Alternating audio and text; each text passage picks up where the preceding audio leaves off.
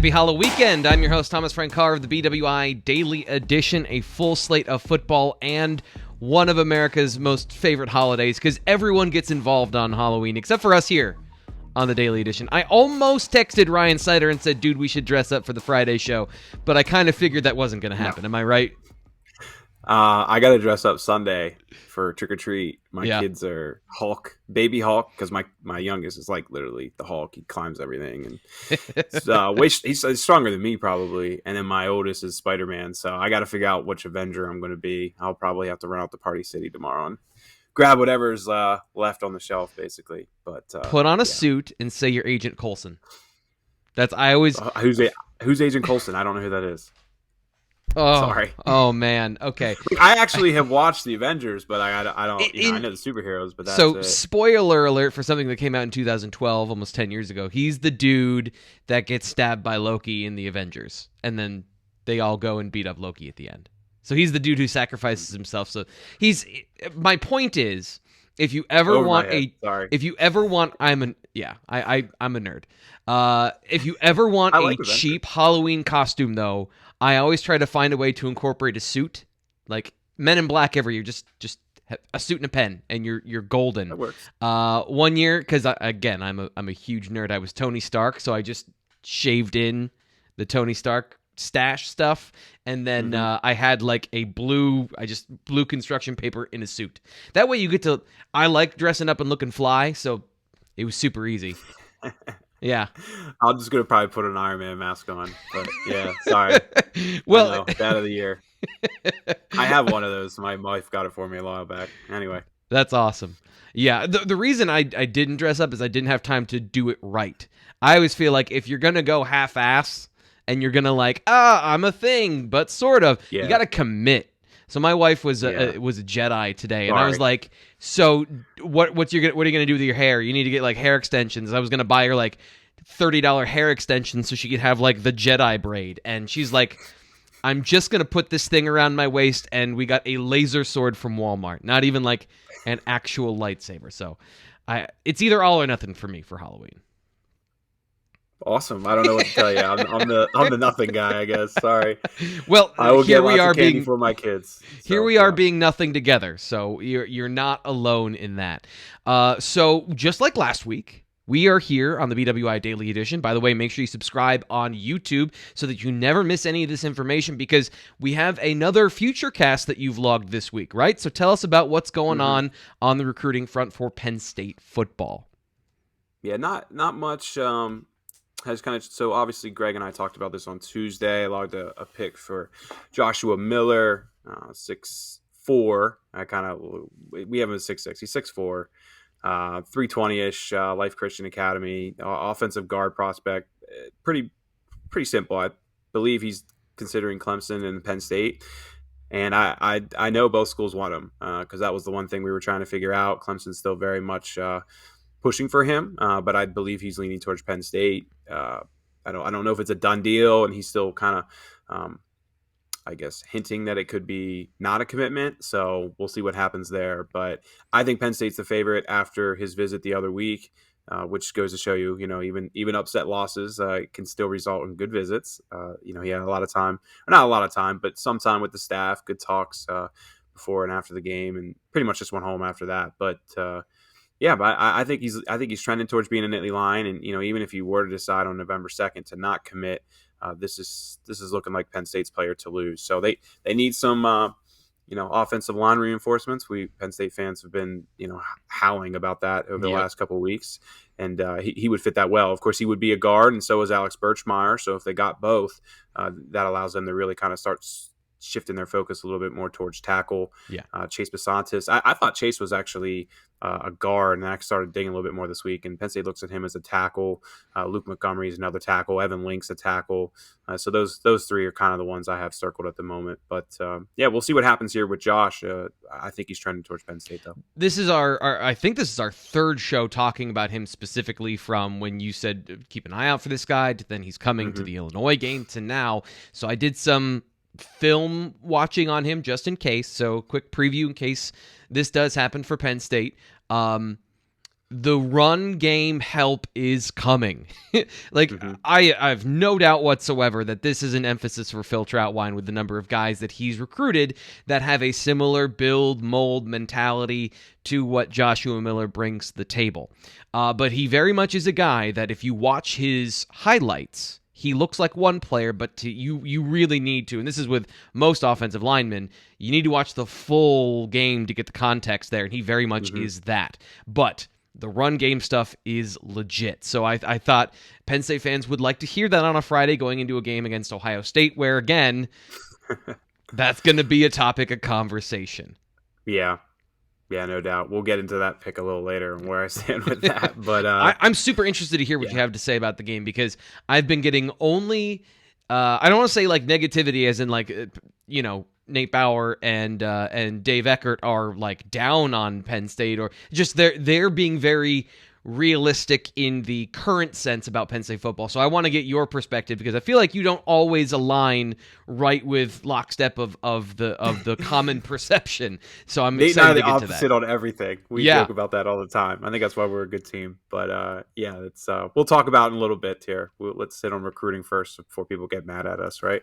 Yeah, right. They always want the recruiting first. And with that, something else you talked about with Greg Pickle on the BWI Recruiting and Football podcast was Jordan Allen. This news broke last weekend, where you were on top of this stuff with Jordan Allen, the Louisiana native decommitting from Penn State. Just a quick recap of the events there, but I really want to focus on the projection going forward, because I think there's some really interesting topics and conversation with that part, not necessarily of what happened. But give us the quick breakdown of how it all came together. Oh, it went under the radar a little bit, just because it happened Saturday morning right before Penn State's game, and we were basically kind of asked to not be pumping this out everywhere, just because it was kind of a mutual decision, I guess, to part ways.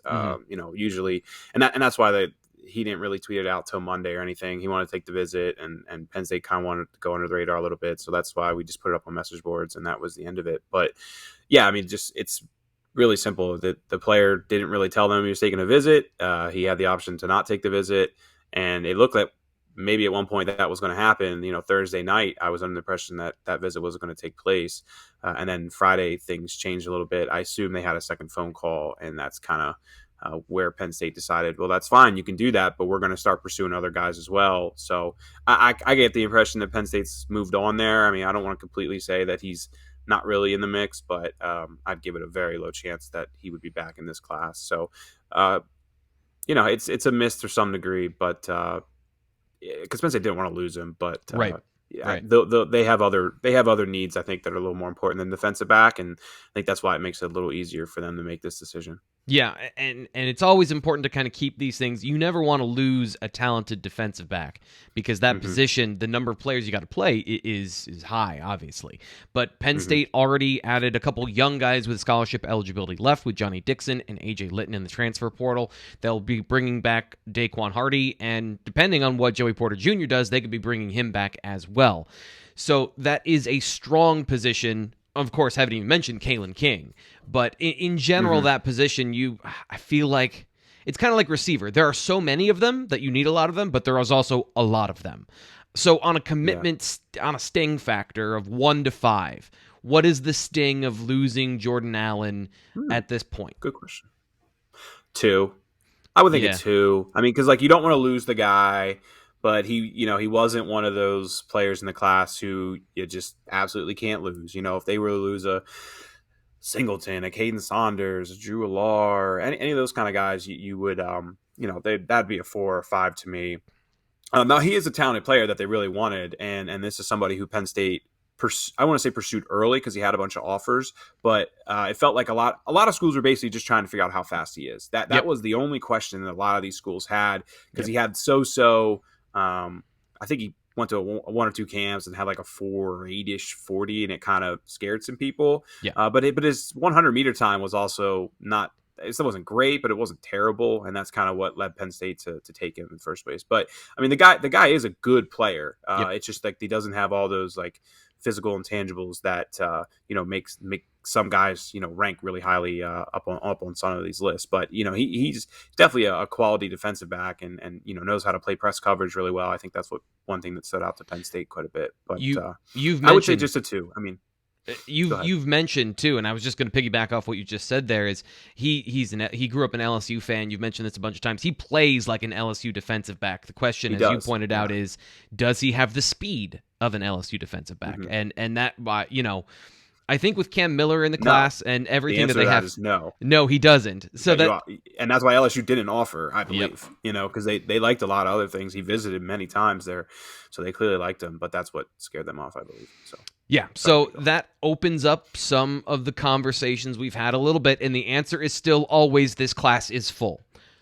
But there's always a conversation to be had. There's always some negotiating to be had, and you've been very high, and you talked about this in your mailbag up today at bwi.rivals.com about transfers and maybe not necessarily adding another player on top of the guys they're pursuing already. So how are you looking at the projection of where this scholarship would go and kind of the balance of those two things?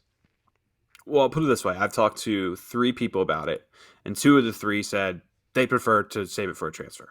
Okay, so, this is always, when you have a big staff like this and then you add in the recruiting staff, this is a decision being made by, 20 people, basically, and they come together, and I don't want to say it's just the majority wins. Obviously Franklin has a bigger hand on where they go than everybody else, but, there's definitely some people within Lash who believe that, saving this for a transfer is the right move. Now, with that said, we have to figure out the outgoings. Until we know who's outgoing, we're trying to project a bunch of numbers that you were all just guessing to some degree, So if you use the average of what Penn State sees every year, this is pretty much where they're at. I mean, they're if you add in everybody in the class and you take out the seniors and whatnot, I mean, they're projected to be up into the 90s for a scholarship. Now, of course, they're going to have a handful of guys leave, and that's where you get it down to 87, 86. And if you have a few more guys, then you get it down to 85, 84, 83, and that's where you could potentially still add guys. So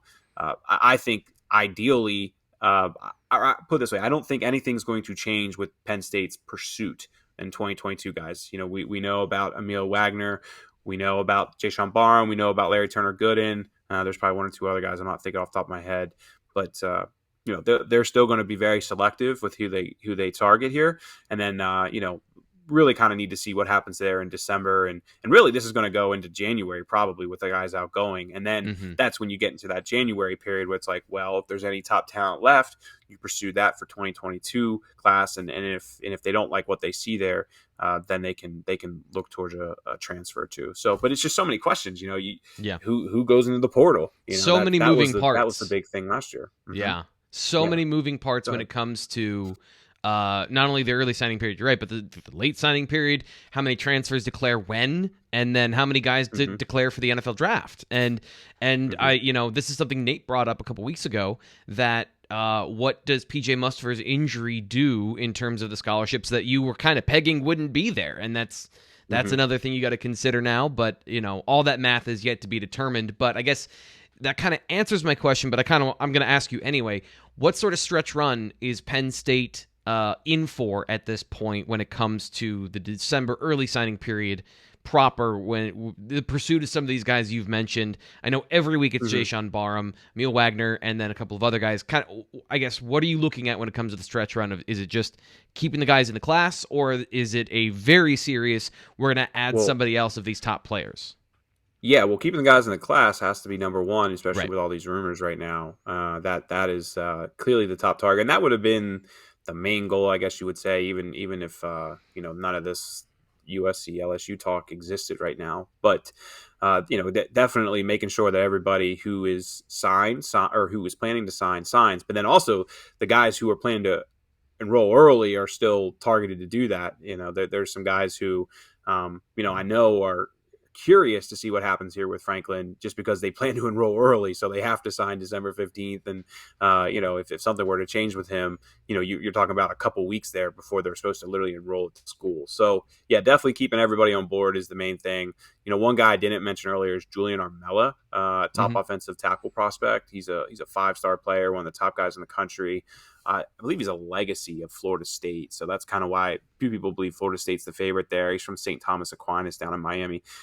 Look, Penn State's probably a long shot here, but there is some talk recently that he's considering an official visit to Penn State. So it's something to keep an eye on, I think, here in the weeks and months ahead. I don't know if it'll be for Michigan. That's kind of an answer I've been trying to figure out is could he be here in 2 weeks? And no one's really given me an answer for that. But there seems to be a bit of a relationship going there with Phil Troutwine, and it's just a player that people have mentioned that I need to keep an eye on. So, you can add him to the mix with that. But dude, if you were to get Jayshon Barham, which makes the class 27, because you got to include Spencer Rowland in that, yep. I think they're very happy with that. And then, you see what happens with the outgoing transfers and then just take it from there. So this class was always supposed to be 24, 25-ish, like if you would ask me this months and months and months ago, and then they were able to add some guys that they felt, they had to add. And that's where you find yourself at now. You're basically, it's estimated, I guess, that they will be over that number a little bit, and that's why they gotta figure out the outgoings. I just can't stress that enough. Put it that way. And it puts a lot of this stuff into, I think, context when it comes to they're expecting transfers. This is it's now become the attrition. This is part of the math, and that's something that you can't overlook, and you've got to kind of plan for that. And they don't seem like they really want to go into the transfer portal a lot.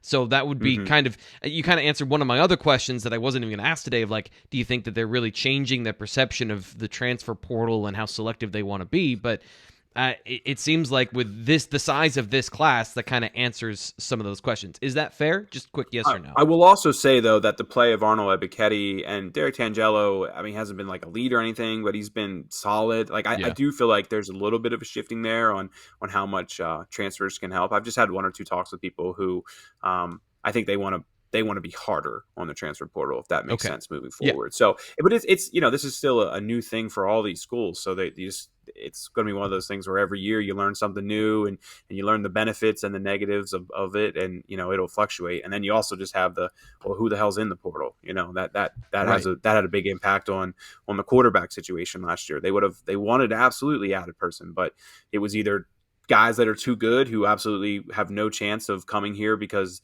they want to be guaranteed to be the starter, and Penn State couldn't do that, or guys who, just didn't fit that backup mold, I guess you would say. They would be competing with Taquan Roberson and Christian Veilleux, and it didn't make sense to add somebody who they didn't think, could really compete with Clifford. So there wasn't that middle ground person who was willing to compete, and, oh, by the way, would be an experienced backup that, would slide right in for Will Levis. So there's many variables. There's no Nick Foles, is what I keep saying. You didn't find the guy who's won. Yeah. There's no Jalen Hurts who won a national championship. I'm sure, I'll come and be your one of your rotational quarterbacks. Maybe I'll get a starting spot. That guy doesn't usually exist on the college football level. One last question before we get to your best bets. This is something that you talked about again on the recruiting podcast, which you should always make sure you're subscribed to Blue White Illustrated Podcast Network so you can get the BWI Daily Edition. You can get our live shows after they've been completed. We upload an audio version of those for the post-game show. The BWI Live is what they're called, but you can get a replay of them. Yeah. We should call it the BWI Replay then. But you're right. Our post-game shows and our Monday show both show up as podcasts. So make sure you subscribe and you download those or catch it live after Penn State and Ohio State. Tom Hannafin and I are going to be breaking down the game and possibly consoling you, or Tom will be celebrating with you if Penn State pulls the upset.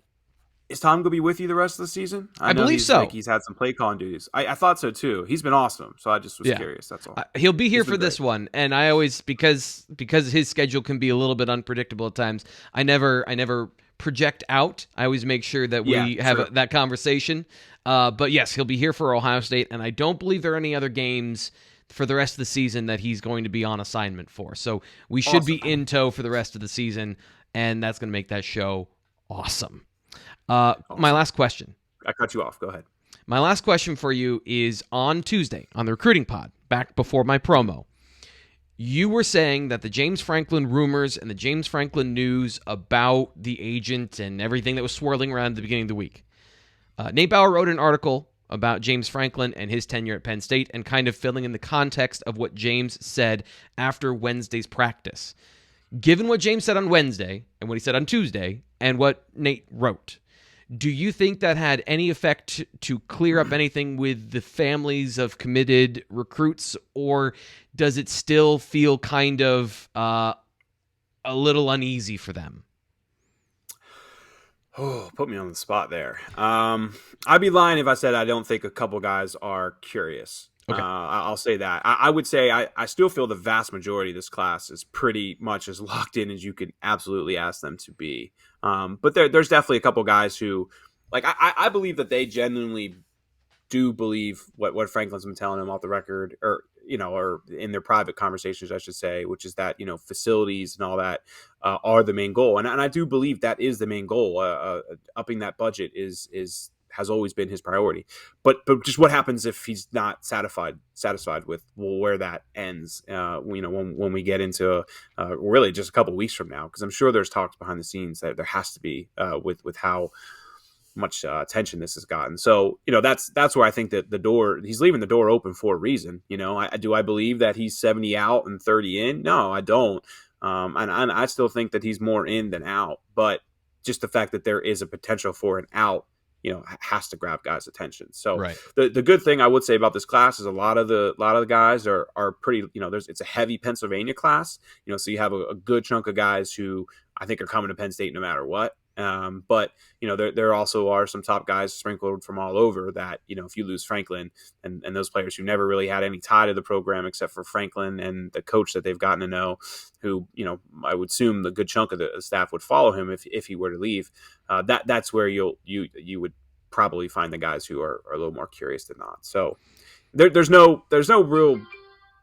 Sorry, I didn't put my phone on silent. ESPN just sent me something. That's your insider phone. Let's just say that. There's no black or white, and I can't just stress that enough. It's so gray.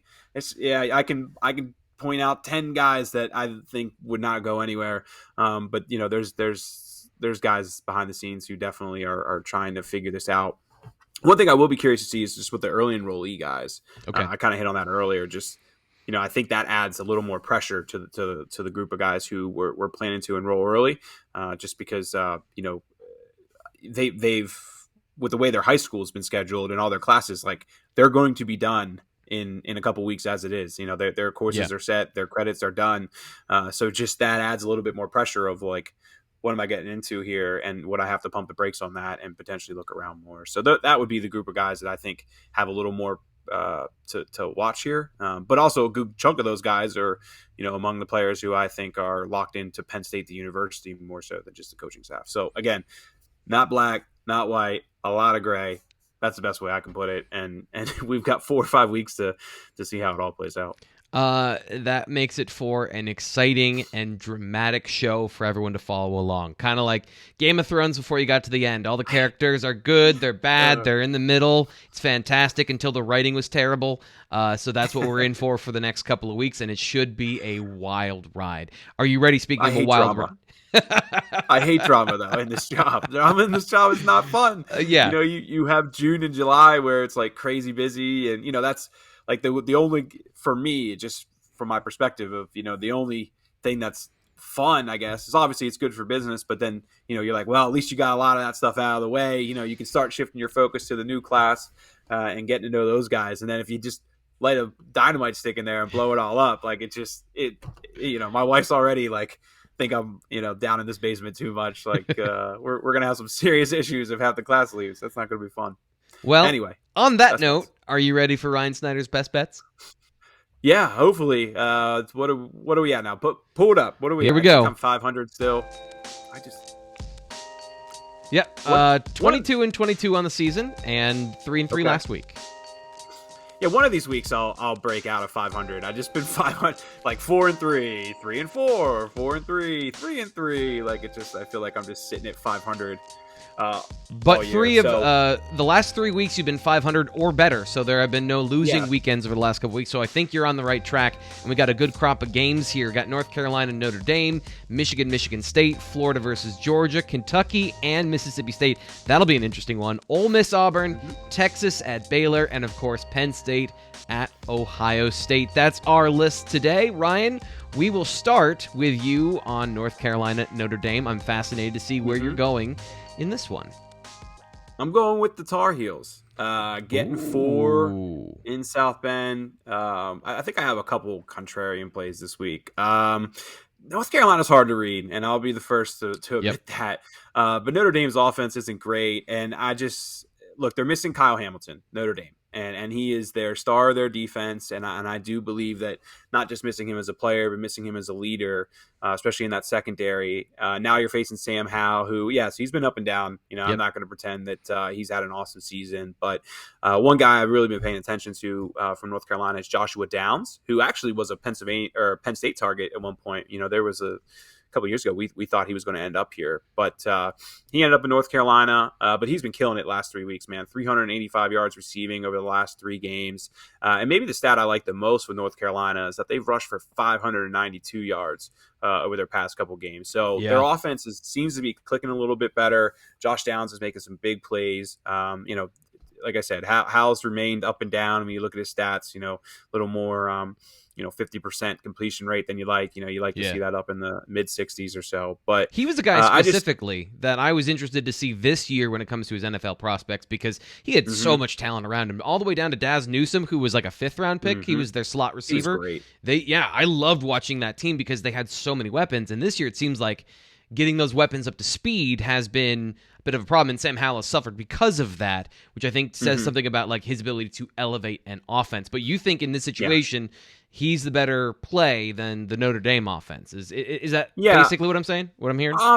I think I guess it really comes down to is I just think North Carolina needs this game. And Notre Dame, like all year, we know Notre Dame is not great, but they're getting by in these games, just trickling by. Yeah. And when you just look at North Carolina, you look at their remaining schedule, you look at what's ahead of them, like, yes, they're not going to have an elite season or anything, but they can still, get to one of the better ACC bowls. And I just feel like Notre Dame is going to drop a game here at some point. They have Navy and I believe Virginia still. And when I just look at the rest of their schedule, this just feels like the one that makes the most sense. Now, they had a rivalry game last week. USC's not great, so I don't want to put a ton of stock into that. But I do just feel like this is kind of, this could be a game where, Notre Dame's caught a little bit of flat-footed, and I think just North Carolina really needs this one. So I'll take 4 with UNC. One other thing I'll say is, and I have a couple plays like this, a lot of sharp bettors are on North Carolina this week, and the public's kind of heavily towards Notre Dame. I know you like to call me a sharp. I'm a baby shark, if anything, or baby sharp. I like that, dude. I look at my house over here; it's just filled with kid toys. But a baby sharp. Did we talk about that? Because I was singing Baby Sharp in my head earlier this week. Is that just we had a telepathic moment? Because that's phenomenal. Yeah, probably. I sing Baby Shark and Blippi and all this stuff in my head every day, really, unfortunately. But to the point though, I just this is a play that it seems like a lot of sharp bettors are pulling, and I have a couple others this week where that was kind of just something I've been monitoring this week. I'm trying to find ways to have like a 5-2 kind of week, and I was like, well, let's see what the sharps are on this week, and this is one that's heavy on their list. So give me the Tar Heels +4 up in South Bend. Speaking of another one that is a closely contested game between two teams that I think Penn State fans are going to be very interested in watching, we have Michigan at Michigan State. Michigan -4 on the road versus the Spartans. What are you seeing in this one? I don't have a lot of analysis on this one. Harbaugh struggles against his rivals, man. He's always struggled against Michigan State, always struggled against Ohio State. Michigan State pulled the upset last year. I think they're a lot better team now. And while I do believe Michigan's better too, I don't know if they're as good as their record has showed. I mean, Michigan State has played a little bit of a better schedule so far. If you look at the crossover opponents, Michigan State's kind of beat those guys a little bit better than Michigan has. I'm not going to pretend that means a whole lot, but this is just one of those gut ones more than like I can point to this stat or that stat. Until Harbaugh starts beating these guys regularly, and by that I mean Michigan State and Ohio State, I'll stay on the Spartans. So give me the Spartans +4 at home yet too. I like that. I will say I also like the under in this one, 51, I believe. Both really heavy run teams. Yeah, I believe it's supposed to be raining a good bit too, so that may have a little bit of an impact. Yeah, right. So my play is Michigan State +4, but the under 51 I like too. The reason I didn't put under 51 is it seems like everybody is on under 51 in this game, and usually I try to go the opposite because Michigan State can be explosive. Record, that's the thing is Michigan State can be explosive, so that's one thing I would look out for too. They're really strong on special teams too, so that'd be something to watch. But yeah, man, just give me Michigan State +4 until Harbaugh starts beating his rivals. I'll roll with the other team. This is a good pre-scouting game and one that I'm going to go back to later because I don't know a ton. I watched a little bit of the Wisconsin game where Wisconsin, Michigan. Aiden Hutchinson is phenomenal, and they always have a really good defensive line, but I don't know. Best defensive end in college football right now. Yeah. And that's I think so. I think that's fair. The South Carolina kid, I forget his last name, but he's been phenomenal too. Those two guys, I think, are in the conversation for sure, and I don't think you could go wrong either way. I've only ever seen Hutchinson. I haven't seen the kid from South Carolina. I know he's putting up bananas numbers. But I don't know about the dominance of the defense overall, because Michigan, when they are at their best, they do have that suffocating defense. And which happened like 2 years under Don Brown, and then it blew all up in their face. But yeah, right. Go on. Because you need elite players in the secondary, and they've been able to get defensive linemen forever. Going back to Rashawn Gary, I just don't know that they can get the secondary players to play that, which they're not playing it anymore. But I guess my question is, I don't know if they're the dominant force back to front that they need to be. But that's one of those. I'm going to put a pin in this game because I want to go watch it again for a pre-scout for Penn State later in the season. So that's just it's going to be an interesting measuring stick game for Michigan in general. Next one, Florida versus Georgia. Florida, a 2-touchdown favorite at home. Are we going for the cover here with the Bulldogs being as dominant as they are? Over 50.5 here.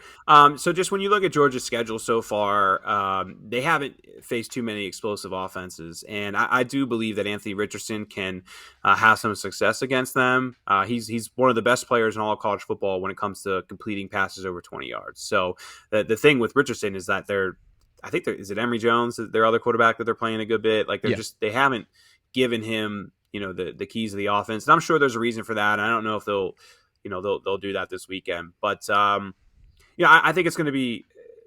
I think it's going to be hard for Florida to run the ball. So I see them throwing the ball a good bit here. That helps for the under, or it helps for the over. Bo Nix actually has some success against stretching the field for Georgia, and now Georgia's missing Tyke Smith. I think he's been out for a week or two now, and missing a couple guys I believe in their secondary, and it's a young secondary now. So that looks like the one weakness of Georgia, and then. Look at Florida's defense, man. I mean, Todd Grantham is absolutely going to get fired after this end of the year. I think that's inevitable. He's going to be looking for a new job. So I expect Georgia to get a couple explosive plays. I mean, I could definitely see this being, Georgia in the 30s, Florida somewhere in the 20s. So yeah, give me the over 50.5. This is another one of those sharp plays that I've been following this week.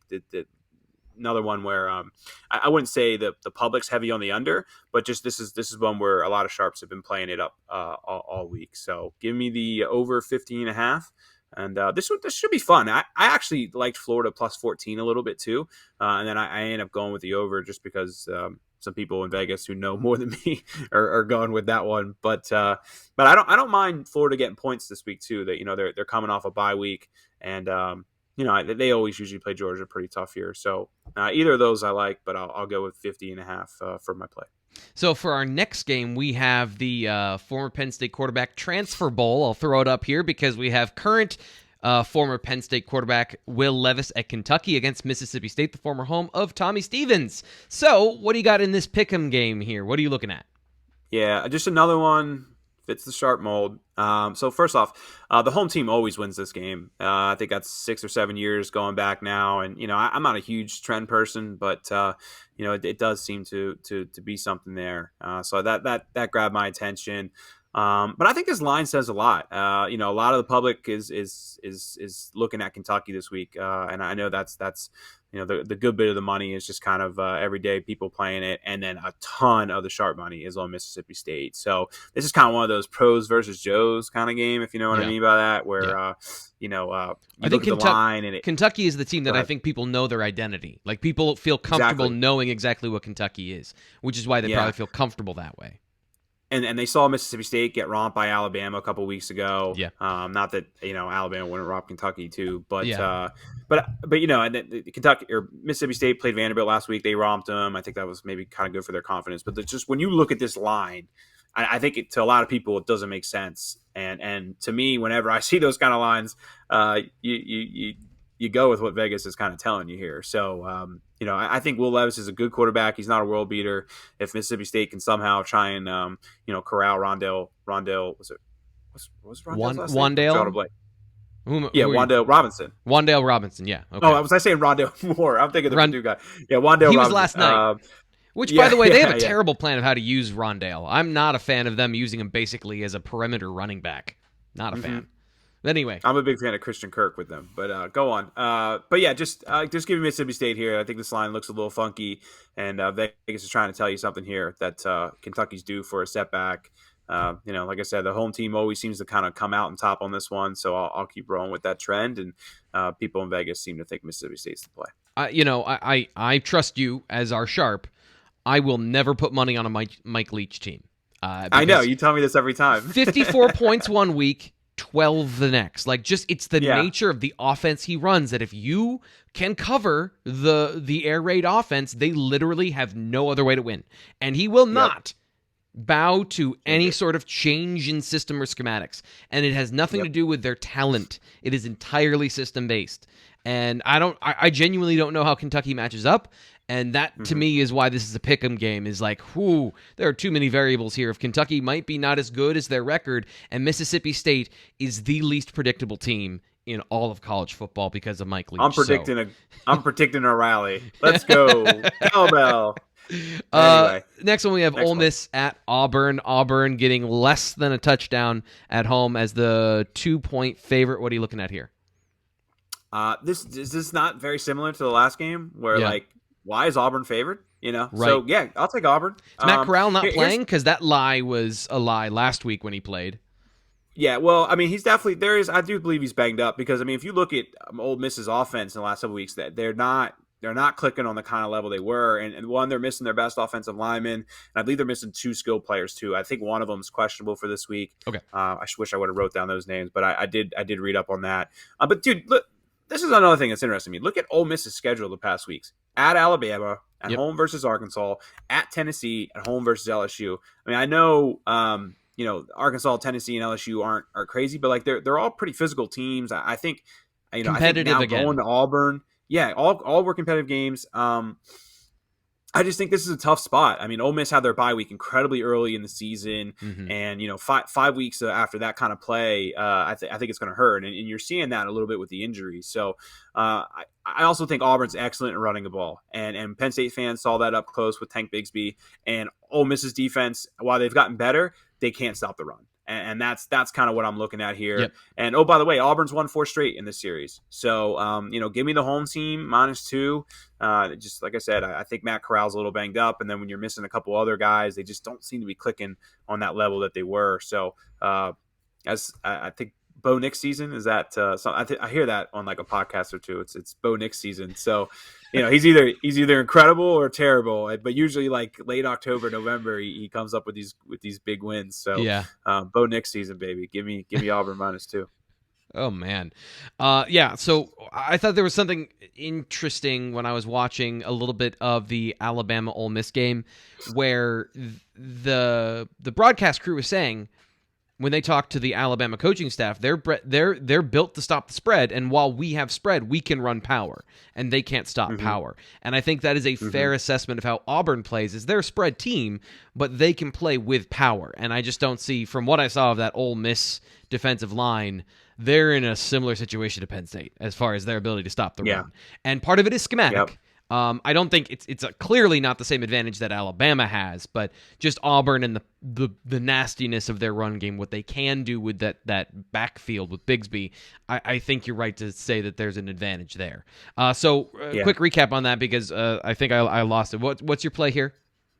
Auburn -2. Okay, so great. Just give me the home team here. We'll leave it at that. Texas at Baylor. Baylor with a field goal favorite at home. So they got the home field advantage. What are you looking at in this game? Texas, another team that's been super predictable this year, huh? Yeah. So and I'm going with Texas. Anyway, No, so I also like the under here. So I'm really torn on this one. Okay. I really like the under, but part of me saying to play Texas. So I'm gonna let you know. Let's include both of them.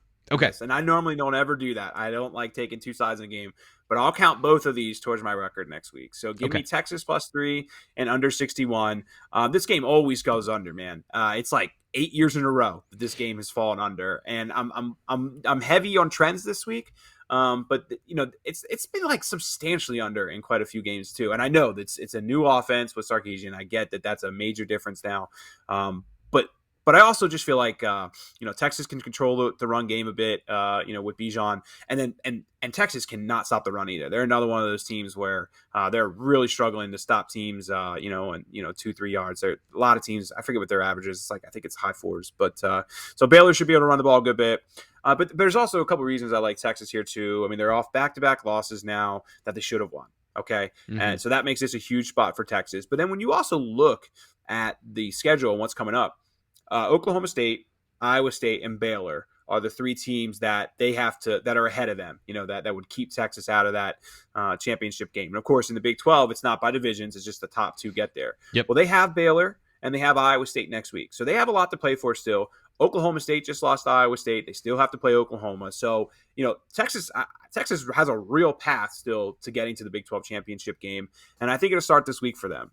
So it's really all about the Texas defense, man. I mean, at times well, actually, no, not at any time. They've sucked all year. But I'm gonna pray to God that they somehow change some things. I just think that over 61 number is a little too high. It should be high 50s maybe for that one. And I don't know. I'm just winging it, I guess, with hoping that Texas's defense plays a little bit better. But I'm gonna do.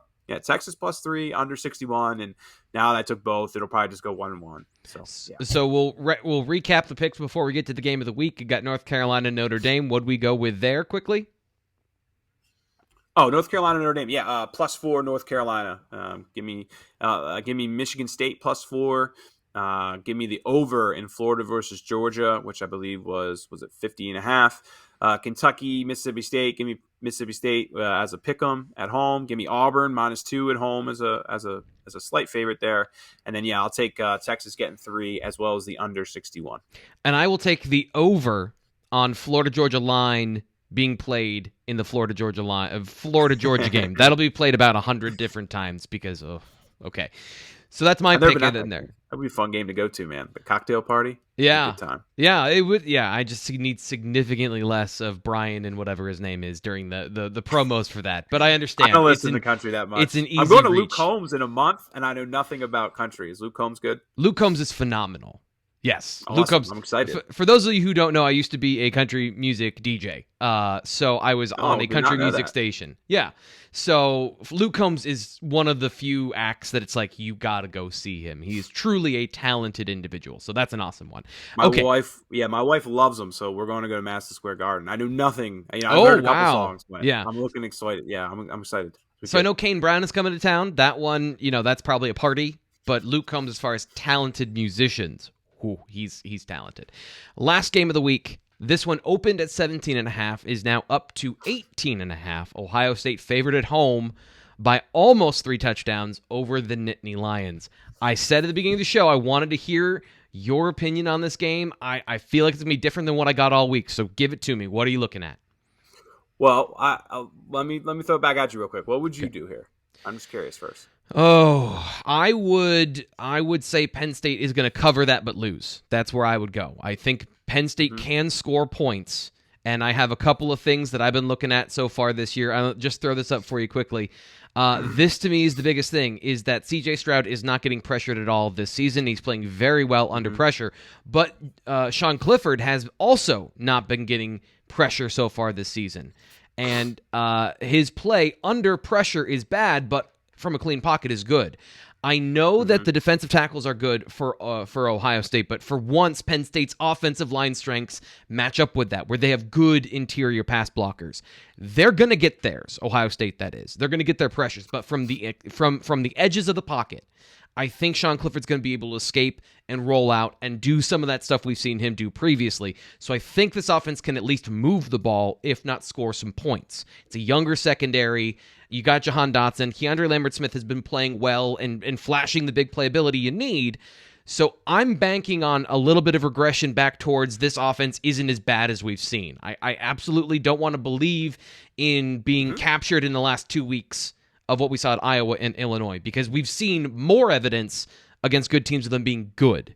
So I don't think Penn State's going to win this game, but I do think they're going to cover that 18.5, and it will be competitive at least for a good portion of the game, at least offensively.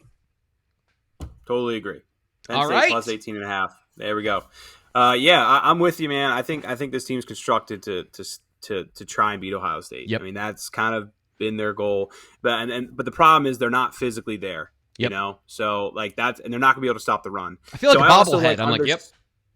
Yeah, so I also like under 61 here, and just like the Texas Baylor game, I'm gonna play both. So we're really gonna have 9 plays this week. So we're throwing the chips in, man. We're gonna figure it out. We're gonna do 9 different plays this week. All right. And I'm doing two different plays in 2 games, which is like the dumbest thing. I never do that in real life, but screw it. It's a podcast. Let's go for it. I like both, and I'm trying to figure out a way to, I've leaned one or the other, and I've just been torn the whole time. So I will go under 61. I do think Penn State will score some points though, but I just think 61 is really high.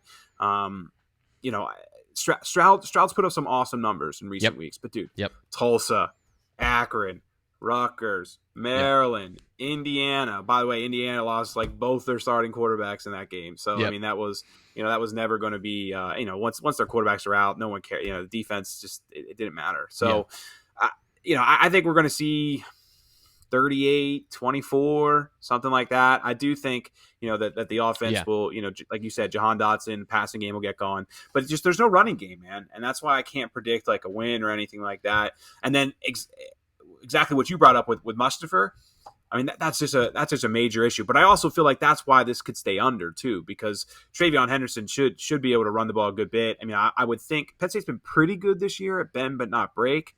So, I could see them, running the ball a good bit and holding to a couple field goals, and that'll have a big impact on what the under is. So, give me Penn State plus 18.5. Give me under 61. I would love for one of these 2 games where I played both to double dip and have both hit, but it's hard to do, so I don't know why I'm doing it. But so screw it. Let's go. This brings up a really good something I was talking about a week or 2 ago. Zoe, my wife, my muse, asks the smartest questions in the world. Fuck muse. She asked me, so why are teams good in the red zone? Like, what does that mean? What makes a good red zone defense? And I thought about it. And I'm like, well, And then I explained it to her, and I said, really, what it is that there is no such thing as a truly good red zone defense. It just means that the offense sucks in the red zone. Most offenses are not good in the red zone because you don't have quarterbacks that throw with anticipation and timing into tight zone windows, or they don't have the wherewithal to see the guy on the trailing on the backside by the goalpost to throw it back across their body. Like, they just don't have the juice to score when it's easier on the defense. So really, it's a function of bad offenses. This is not a bad offense. They'll find a way. Ohio State, if you bend but don't break, you will get broken in the red zone. It will take some really bad play by CJ Stroud in order to do that. And even when he's made mistakes this year, Garrett Wilson and Chris Olave just catch the ball anyway. So the bend but don't break. So you think over 61? You think over 61? I think they're scoring. Yeah, I think that they're going to score no matter what. If Ohio State, if Penn State stacks the box to stop the run, and you're putting those corners on islands, and you're saying Jaquan Brisker has to break up some passes, it's gonna be a hard day for Tariq. Yeah, it's gonna be a really hard day for Tariq. I mean, even Joey. I mean, Joey's the one playing at the higher level, but I mean, it's a hard day for both of them. But they're gonna get burnt. They're gonna give up yards if you do that. But you're banking on your offense also scoring. That's the gambit that you can then win a bit of a shootout. But I don't think Penn State's going to do that. I think they're going to play coverage. They're going to allow the run. They're going to invite it. And that's the thing is, like, from Bill Rabinowitz was on the show earlier this week, and he said physically from a play style and a big play potential, Travion Henderson reminds him of Saquon Barkley. So if Penn State has done a great job of not allowing the big touchdown, I just think that the dam is going to break against good teams eventually, and maybe it won't be a touchdown, but it'll be a 50-yard run at some point if Penn State is allowing their defensive tackles to get reach blocked by an offensive line that is bigger, faster, and stronger than most, and this is a team that's down at that position. I just don't see a way you stop the run at all and it doesn't turn into big plays, because it's not the kid from Illinois who's good. These are super talented players. The only way this doesn't happen is Master Teague has a big game and they leave him in there, and I don't see that happening either. Yeah, no, that's a good point. I already ran my mouth enough. I got to stick with it now, but it's a good point. I won't argue it. So, but I, it's going to be one of those games where Penn State, if they score, they can play with it. It'll be a fun game, but I don't know they're going to get close. Yeah, fun game, 18.5-point spread. Yeah, this will be a great game, let me tell you. Well, from an entertainment standpoint, everyone loves points. If you're not a Penn State fan, it'll be a fun game. But yeah, Penn State scored 10 points in regulation last week. I know what I'm saying. I know what I'm saying, and I'm not. Listen, like you just said, I'm not super confident that the realities are playing out. 20s. I do think Penn State can get into the 20s. It'll be low 20s, 21, 24. And then you gotta, and that's why I do like Penn State plus 18.5. But because I also think I think they can get a late touchdown or two. Then maybe they'll be at 14 in the third quarter, and then they can get a late one to maybe backdoor this. But to your point, it hasn't been a track meet for the last couple of years. Was 2018 when Ohio State stormed back to win at the whiteout? Was that 2018? Because 2019 was at the shoe. So it would have to be 2018 where they lost that last second game. I'm trying to pull it up on my phone, but that's not good for podcasts. So, but yeah, it hasn't. The last couple of years, it hasn't been a track meet in any way. Here we go. Here, I got it. 38-25 last year. 28-17 the year before that, 27-26 in 2018, and 39-38 in 2017. That was the one that Penn State blew out in Ohio State. So yeah, it's 2-2 for overs and unders. But Penn State has covered 3 of the last 4 in these. Yep. They were getting 20 in 2019. They were a 3-point favorite in 2018. Ohio State was a 3-point favorite in 2018, and then Penn State was getting 7 when they went out to Ohio State in 2018 or 2017. So yeah, they didn't cover last year, but they covered the 3 before that. So yeah. I think 18.5 is an overreaction to what we saw last week. The spread really should probably be closer to 14 in my opinion. But I love it when people agree with me to end the weekend. It makes me feel confident. Makes me feel good. Just how quickly this season has just been flipped on its head, man. It's just wild to me.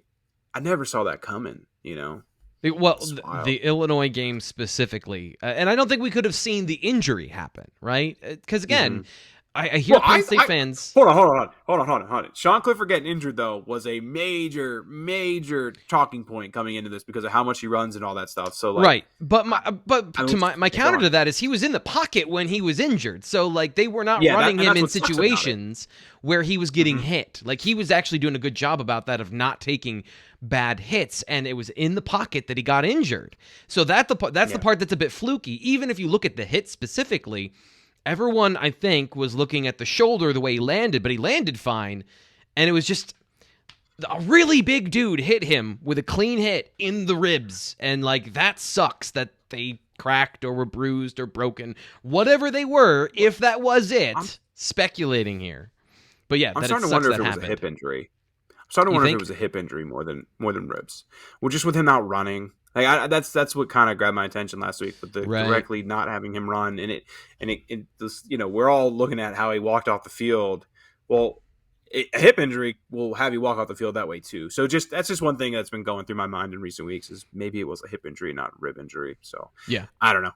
We'll see what happens. It'd be fun if Penn State can stick in this game and give fans something to watch for on Saturday night. But to me, it's all about, can you beat Michigan at home? And if you can beat Michigan at home still, you somewhat salvage your season. And then, who knows where Michigan State will be at in 4 weeks. But, we went from thinking Penn State, this would be the year Penn State can maybe beat Ohio State, 18.5-point underdog. Did not see that coming. Yeah, wow. But back to the point that I think we both agree on here is that Penn State is not that injury is the reason things have changed, I think, for the most part, because we all knew Penn State could not run the ball for the first 5 weeks of the season. So the injury changed everything, and James Franklin said that Sean Clifford's going to be 100% coming into this game. I think he's going to be 100% functional. I don't think he's going to be 100% healthy. So I am expecting a full-on Sean Clifford experience in this particular game. And I just think Clifford season. It's Sean Clifford season. Sean Clifford season. Yeah. I can't think of a better way to go out here on the show today with Sean Clifford season. I love it. That'll do it today for the BWI Daily Edition. Ryan Snyder with me, our recruiting insider and our baby sharp. Thanks, man. Baby shark doo doo doo doo. Baby shark doo doo. I don't know if we're allowed to. I'm done. I don't want to get us demonetized or anything, so we're going to go into the weekend that way. Got it.